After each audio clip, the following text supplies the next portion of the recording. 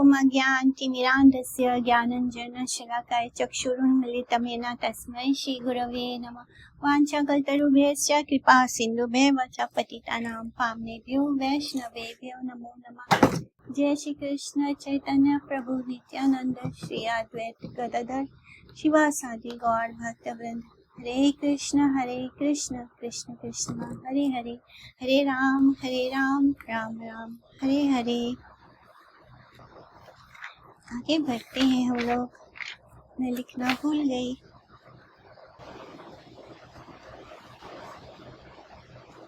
Hare Krishna, just a minute.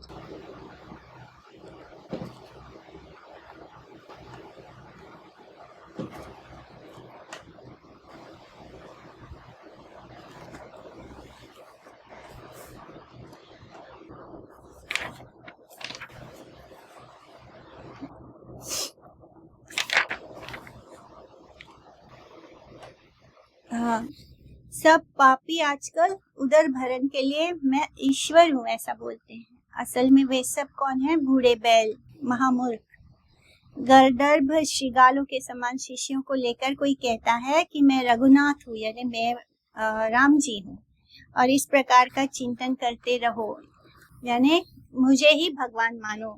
Vishnu माया से मोहित होकर कुत्तों के भक्ष्य इस देह को लेकर वे अपने आप को ईश्वर मानते हैं।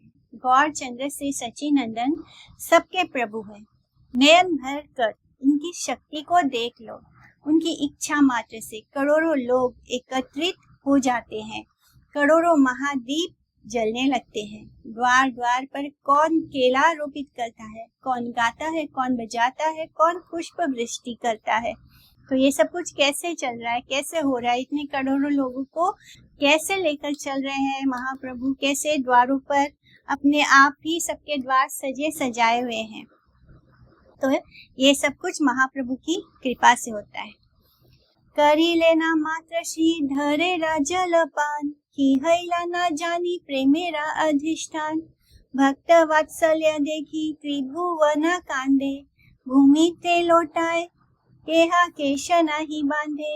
श्रीधर कांदाए तृण धरिया दशने, उच्च करी हरि भले सजल नयने। की जल करीला पान त्रिदशेरा राय, नाचाय श्रीधर कांदे करे हाय हाय।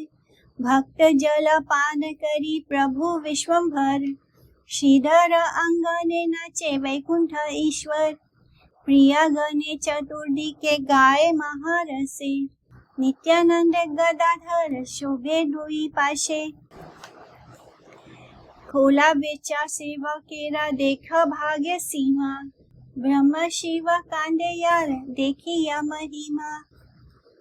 धने जने पांडित्य कृष्णेरा नाही पाई, केवल भक्ति वर्ष चैतन्य गोसाई।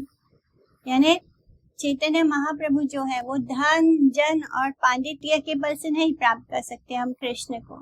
कृष्ण केवल और केवल भक्ति के वशीभूत है।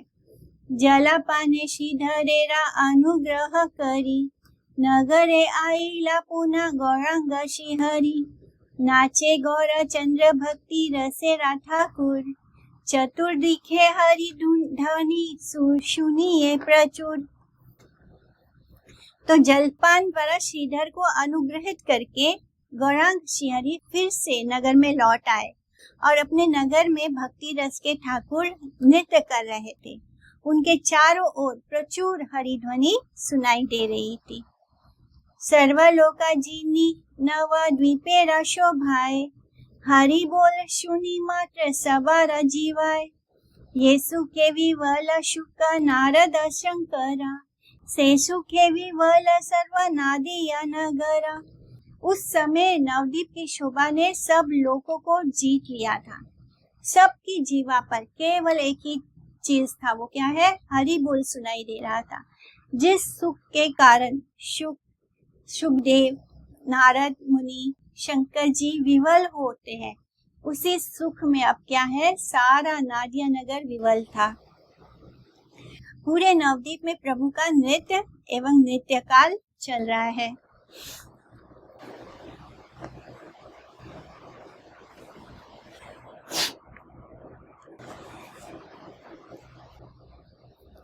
सर्वनवद्वीपे नाचे त्रिभुवन राय, गाडी गाछा पार डांगा माझी दादिया याय, एका निशा हे न ज्ञान न करी ह मन, कथा कल्प गेला से निशारा कीर्तने, चैतन्य चंद्रेरा किछु असंभव नय, भ्रूभंगे या हरा है ब्रह्मांड प्रलय। त्रिभुवन के अधिपति सारे नवद्वीप में घूम घूम कर नृत्य कर रहे थे। नृत्य करते करते गाड़ी गाछा पार डांगा माजिदा होकर जा रहे थे।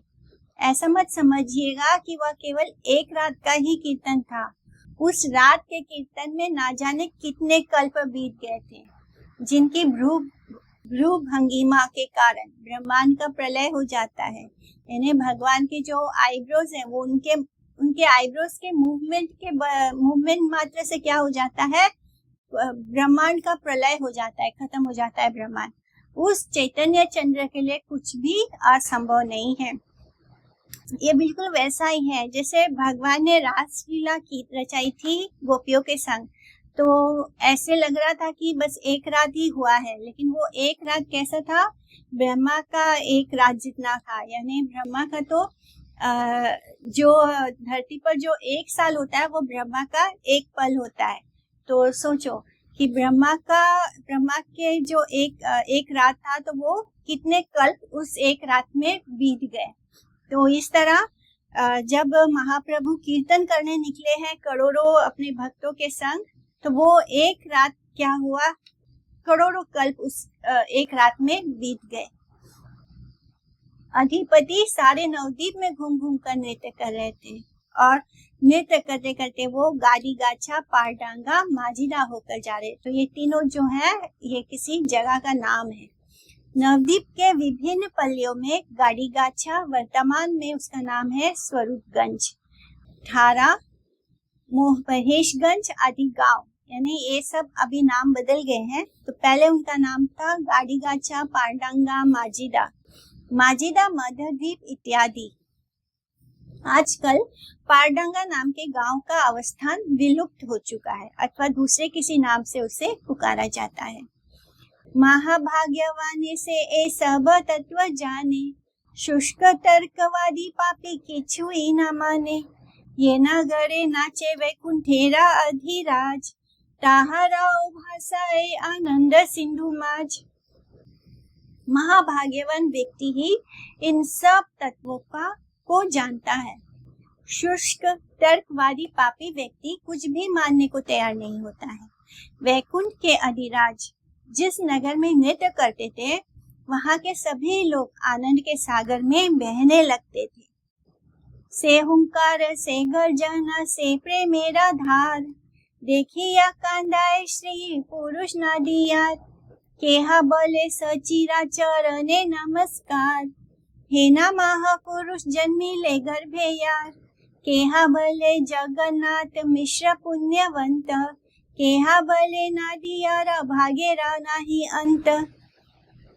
तो इस तरह वो एक रात जो है वो इतनी बड़ी रात है, इतने कल्प बीत गए हैं उस रात में। प्रभु जो है वो घूम ही रहे हैं अपने भक्तों को लेकर, एक के बाद एक वो पूरे नाडिया में निकल पड़े हैं। तो नाडिया की जो स्त्री और पुरुष है वो हुंकार करके जोर जोर से बोलते हैं गर्जन से कि उस प्रेम धारा को देखकर क्रंदन करते थे।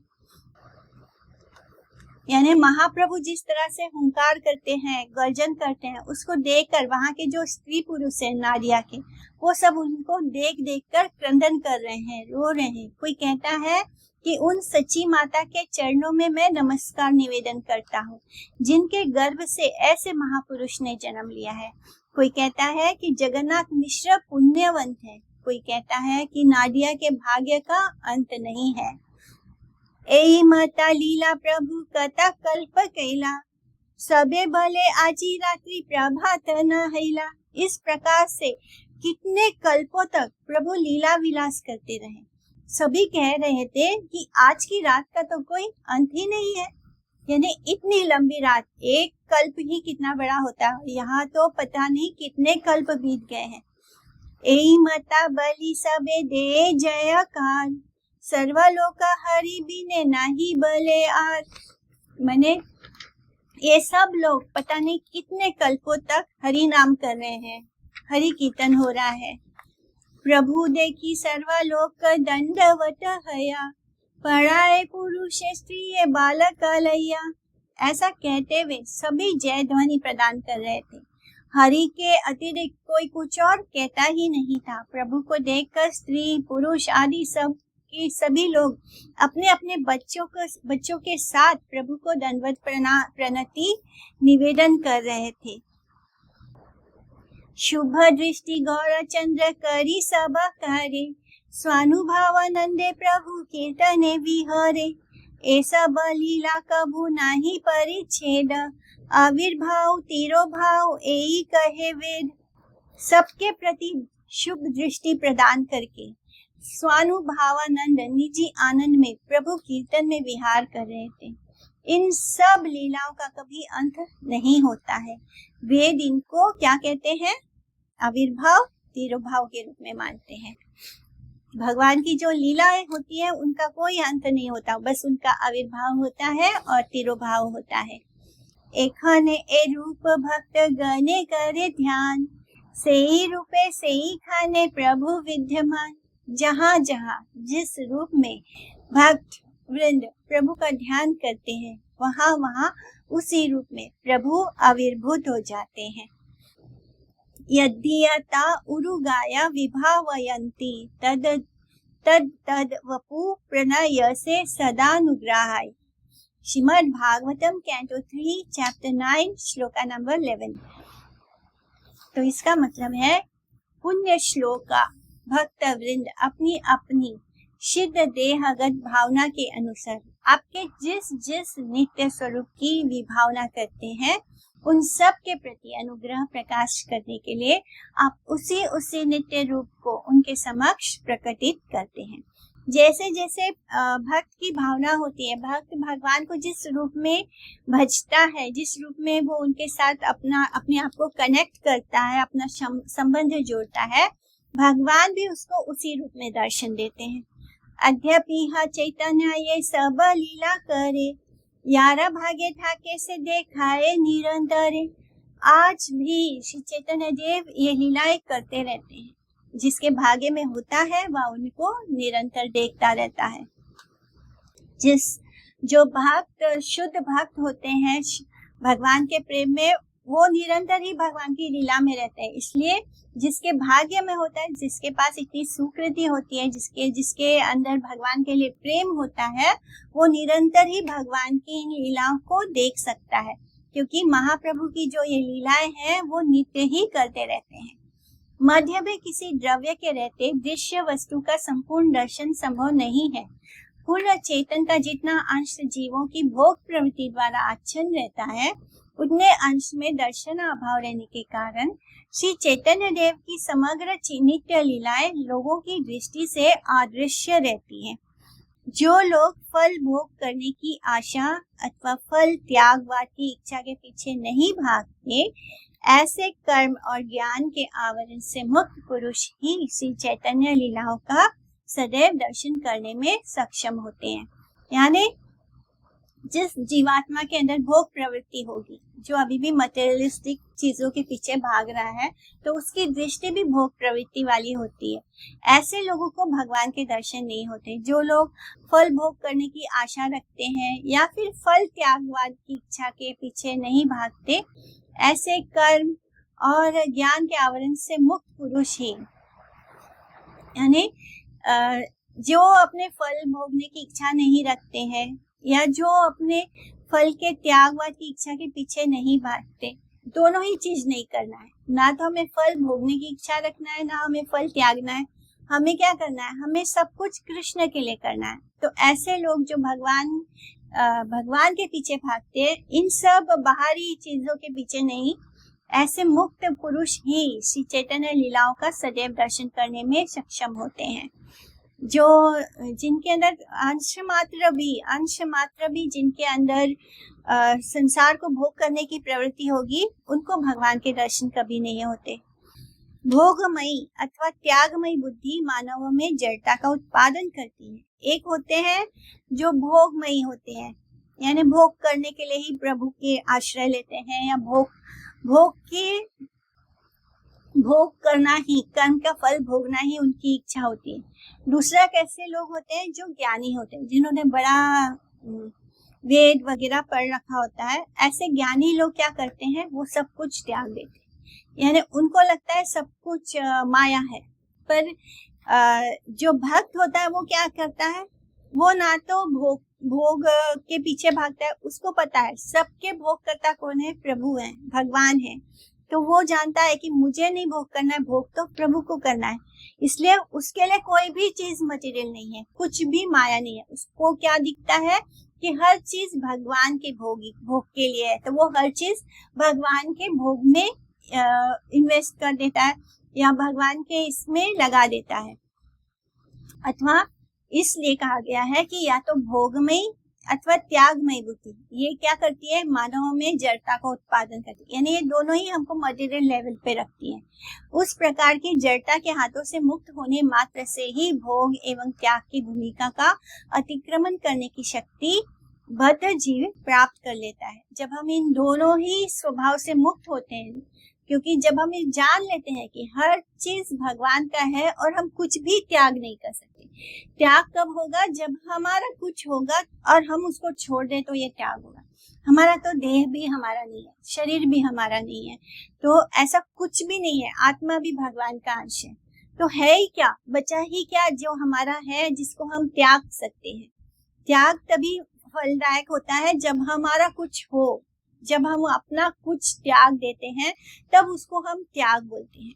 लेकिन जब हमको ये रियलाइज हो जाता है कि हर चीज भगवान को बिलोंग करती है, यहाँ तक कि हम स्वयं भगवान को बिलोंग करते हैं, तो हम त्याग ही क्या सकते हैं, हमें सब कुछ उनकी सेवा में ऑफर कर देना है। इस तरह हम कोई भी चीज को भोगने की इच्छा करते हैं तो हमारा कुछ भी नहीं है, हम क्यों भोग प्रवृत्ति में जा रहे हैं। तो ये बात हमको रियलाइज करना है कि ना तो हमें भोग करना है, ना तो हमें त्याग करना है, हमें सब कुछ कृष्ण की सेवा में लगाना है। और जब ऐसा होता है तभी भगवान के से हम जुड़ पाते हैं। तो इस तरह भोग एवं त्याग की भूमिका का अतिक्रमण करने की शक्ति बद्ध जीव प्राप्त कर लेता है। जब हम इस सोच के दायरे में आते हैं कि हर चीज भगवान की है और भगवान की सेवा में लगाना है, तब हम उस दोनों स्वभाव से मुक्त हो जाते हैं।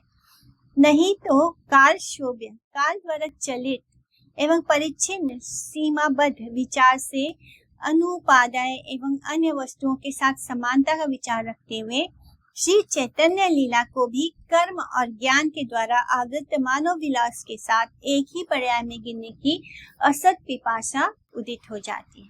जो भोगी प्रवृत्ति के होते हैं या जो मुमुक्षी होते हैं, यानी जो मोक्ष प्रवृत्ति के होते हैं, ये दोनों लोग क्या सोचते हैं कि सब कुछ जड़ है, सब कुछ मटेरियल है। तो वो महाप्रभु की जो लीला है उसको भी विलास लीला की तरह देखते हैं। वो ये नहीं समझ पाते कि महाप्रभु जो है वो ही साक्षात भगवान है, वही ब्रह्म भी है और वही साक्षात ईश्वर भी है। तो वही ईश्वर है, वही परमात्मा है, वही भगवान है।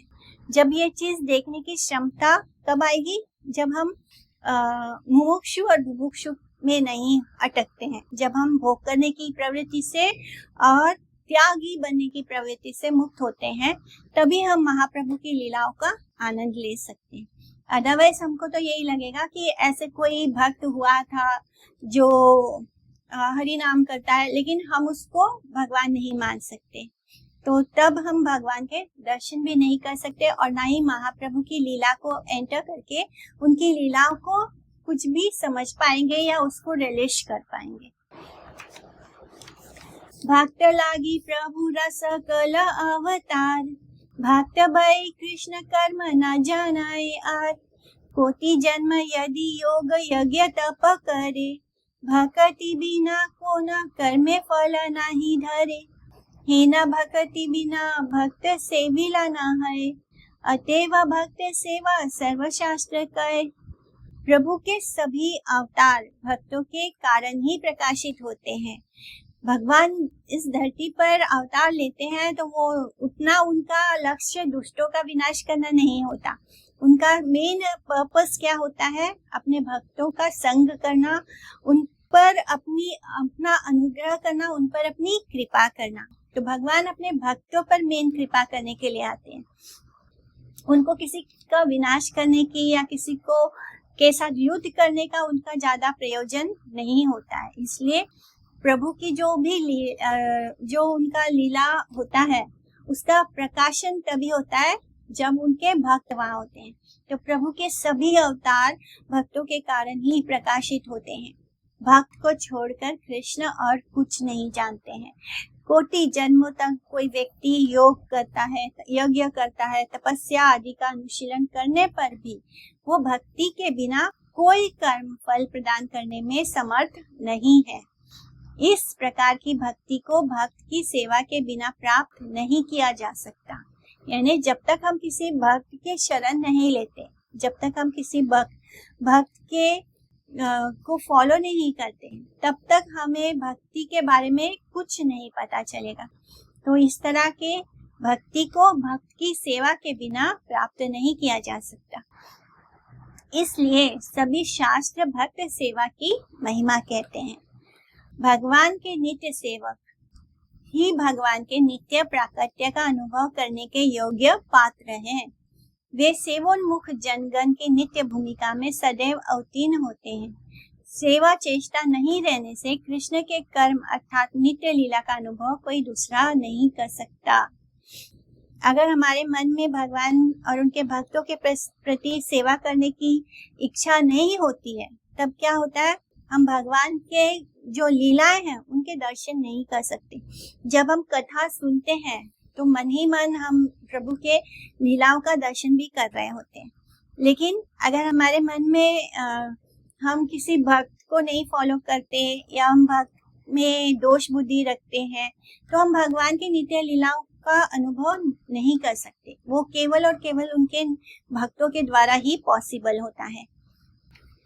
योग, यज्ञ, तपस्या इत्यादि सब कुछ ही कालक्षेप एवं जड़ भूमिका में अवस्थित है। ये सब कुछ मटेरियल है, इसलिए वे सब केवल चेतन से अलग हैं।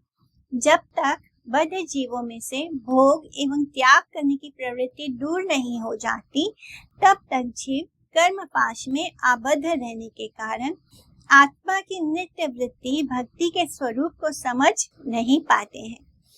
जिस क्षण आत्मा की नित्य वृत्ति उन्मेषित होती है, उसी क्षण वे जान जाते हैं कि तपस्या एवं योग, यज्ञ आदि सब कुछ हरि सेवा की अनुकूलता में अनुष्ठित ना होने से माया के प्रभुत्व में ही पर्यवसित होते हैं।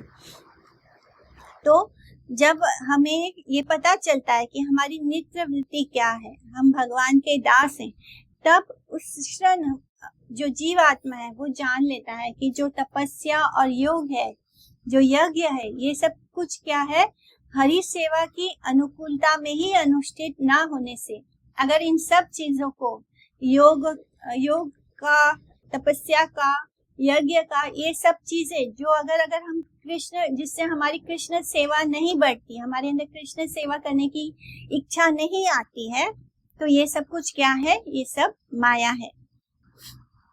यानी ये सब जड़ है, ये सब मटेरियल है। अगर ये हमें कृष्ण तक नहीं लेकर जाते हैं तो ये सब मटेरियल है। केवल सर्वतोभाव से भक्तों का अनुगमन एवं उन सब की सेवा को छोड़कर जीवों के लिए बद्ध अवस्था से उन्मुक्त होने का और कोई उपाय नहीं है। यानी केवल एकमात्र उपाय है, वो क्या है, सर्वतोभाव से भक्तों का अनुगमन, भक्तों को फॉलो करना, उनकी सेवा करना। अगर हम उनकी सेवा को छोड़कर और कोई उपाय नहीं है। अगर सेवा हम तभी करते हैं, केवल सेवा ही एकमात्र तरीका होता है जिससे हम अपने प्रेम को, अपनी भक्ति को एक्सप्रेस कर सकते हैं। अगर हमारे मन में सेवा का भाव आता ही नहीं है तो हम कभी भी भक्ति के राज्य में एंटर नहीं कर सकते, हम भक्ति ही नहीं कर सकते। यही पांडित्य की शेष कथा है। आदिदेव जय नित्यानंद राय, चैतन्य कीर्तन स्फुरे याहरा कृपाय। केहा भले नित्यानंद बलराम सम, केहा भले चैतन्यरा बड़ा प्रियतम। केहा बले महातेजी अंश अधिकारी, केहा बले कोण रूपा बुझिते ना पारी, किवा जीवा नित्यानंद किवा भक्त ज्ञानी, यारा ये ना मत इच्छा ना बोलाए केनी, ये से केने चैतन्यरा नित्यानंद नाहे, तबु से चरण धन रहु कारी डाए, एता परिहाराए ओ ए पापी निंदा करे, तबे लाठी मारो तार शिरेरा ऊपरे, चैतन्य प्रियेरा पाए मोरा नमस्कार, अवधूत चंद्र प्रभु हऊ का आमार, चैतन्यरा कृपाए से नित्यानंद चीनी, नित्यानंद जानाइले गौर चंद्र जानी, गौर चंद्र नित्यानंद श्री राम लक्ष्मण, गौर चंद्र कृष्ण नित्यानंद संकर्षण, नित्यानंद स्वरूपे से चैतन्यरा भक्ति, सर्वभावे करीते धराए प्रभु शक्ति, चैतन्यरा यथा प्रिय सेवका प्रधान, ताहारा से ज्ञात नित्यानंदेरा आख्यान, तबे ये देखा अन्यो द्वंदे बाजे, रंग करे कृष्ण चंद्र केहा नहीं बूझे, इहा ते ये एक वैष्णव वेरा पक्ष लय, अन्य वैष्णव वेरे निंदे से याय श्रय, सर्व भावे भजे कृष्ण कारे नाये निंदे, से गाना ना पाए वैष्णव वेरा वृंदे।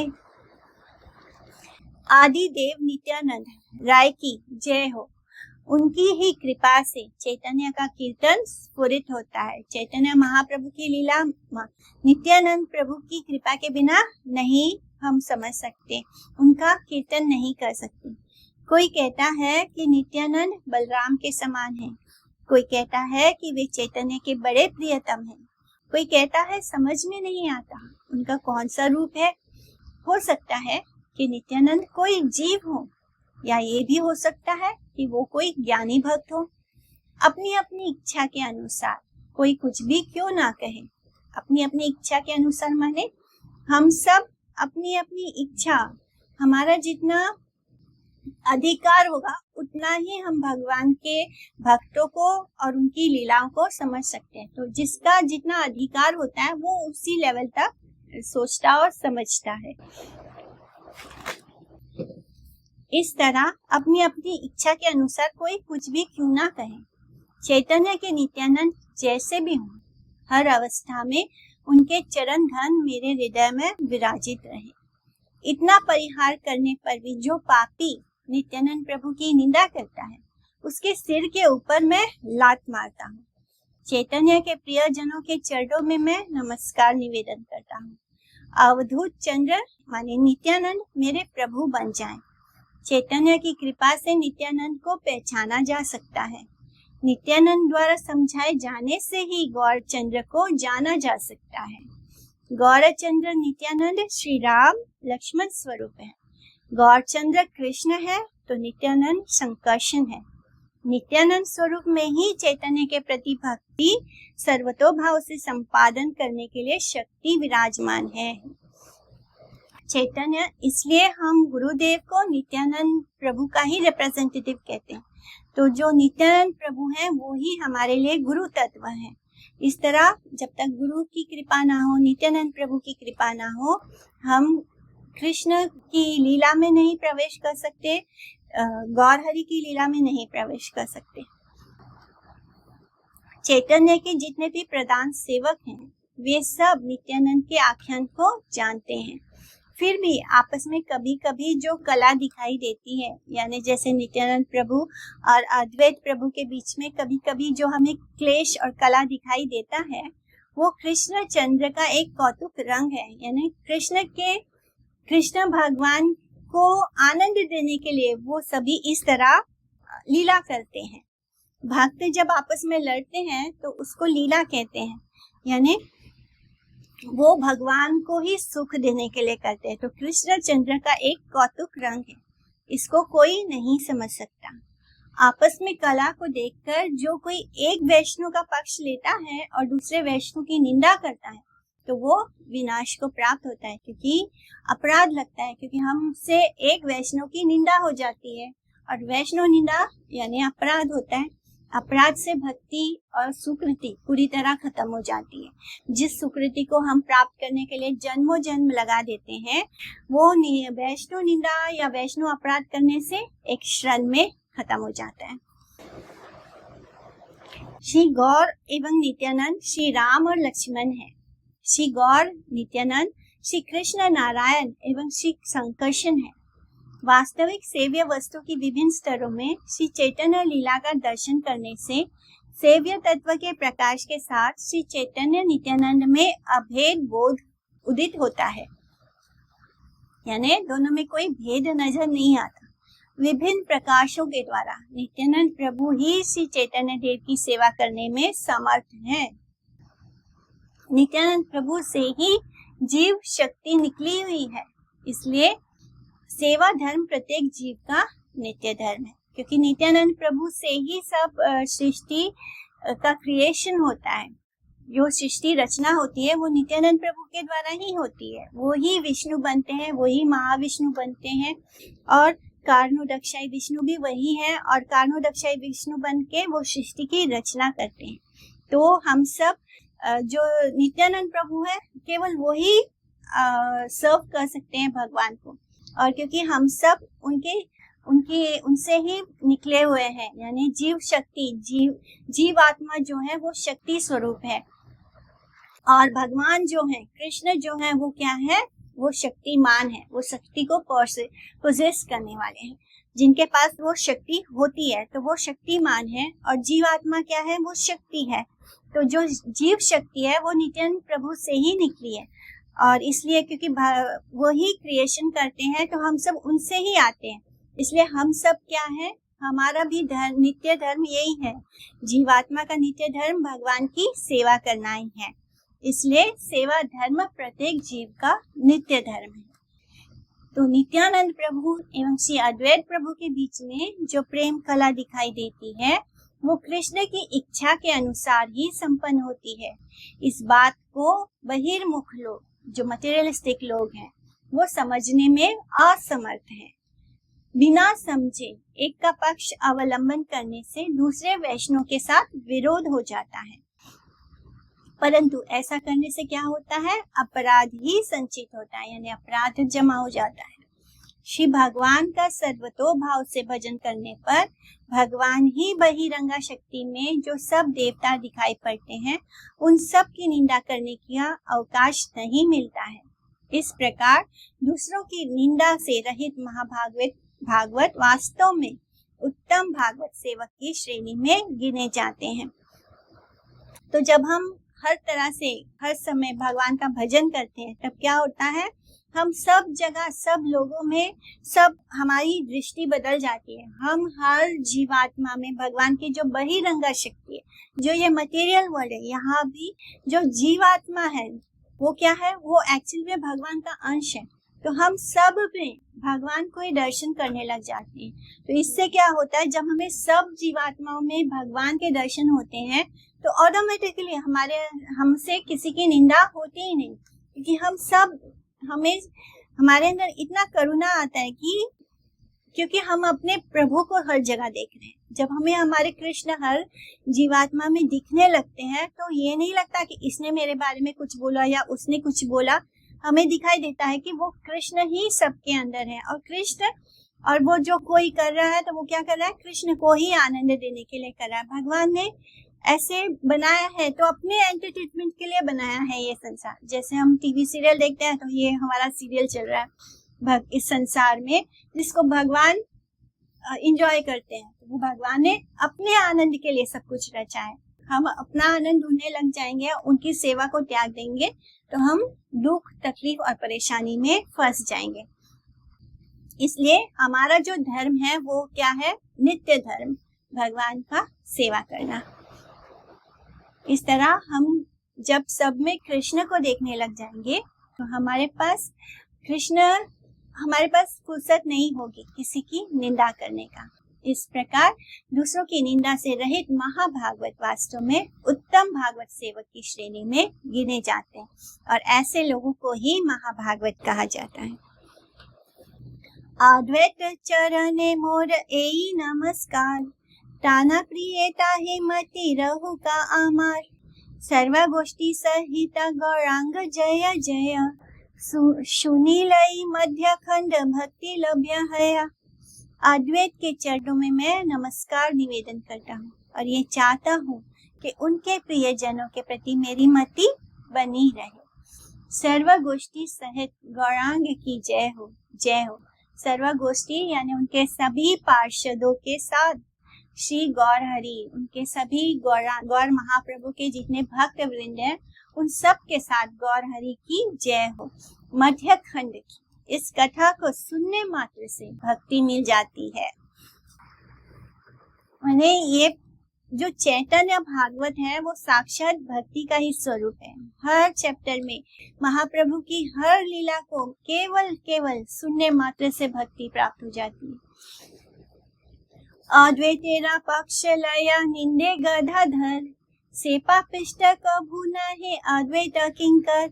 जो व्यक्ति अद्वैत का पक्ष लेकर गदाधर का निंदा करता है वह पापिष्ट कभी भी अद्वैत का भक्त नहीं हो सकता।